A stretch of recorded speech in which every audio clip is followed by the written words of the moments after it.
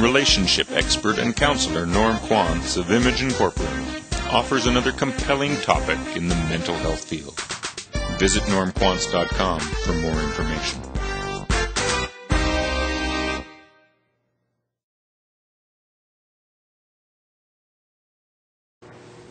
In talking about marriage and the 50-50 idea that's very popular, 50-50 means equal responsibility, it means equal roles and equal prominence and equal acceptance.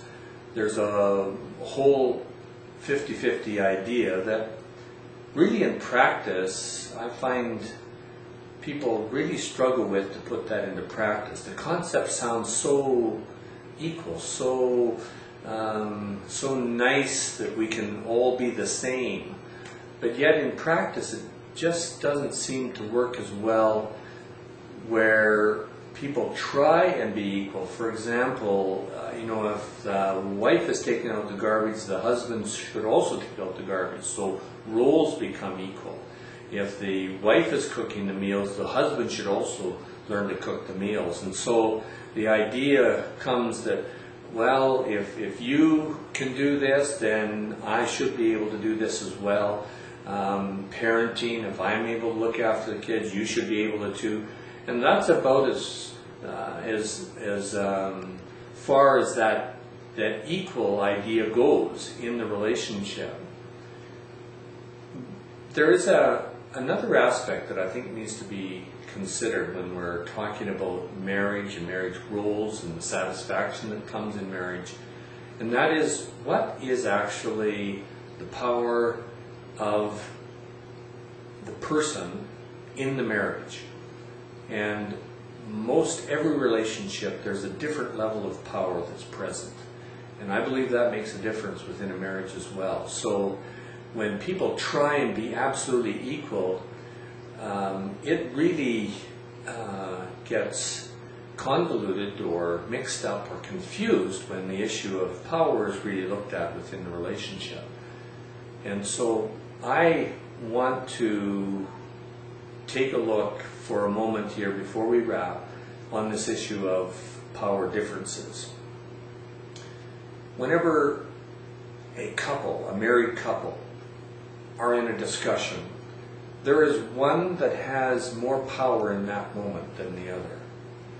Maybe the one that first talks about a subject, maybe the one that knows least about it seems to have less power in that moment. So there's already a power difference in that discussion at that moment. Maybe the wife is the one that does the books, and the guy doesn't understand all the bookwork or what's computing with all the numbers in the financial department. And so she comes across feeling like she has the power, that she understands, she pays the bills, she takes the money he makes at work and distributes it out to the bills that need to be paid and decides on this and that and the groceries and whatever. So she feels like she has the power. And yet if you look at the fact that he's the one that is making the money, he feels like he's got the income generating, which is more powerful than the one who's actually just doing the books. So he feels powerful and he should have the right to be able to influence where the money goes because he's the one that's making it. And then she thinks, oh yeah, he makes the money, so I should defer to him.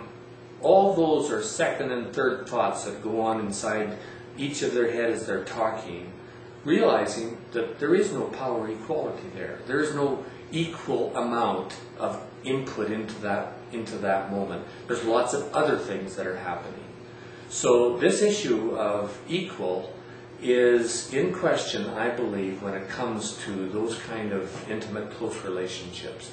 And they need to be considered when you're trying to work through and resolve some of the marriage problems that people face.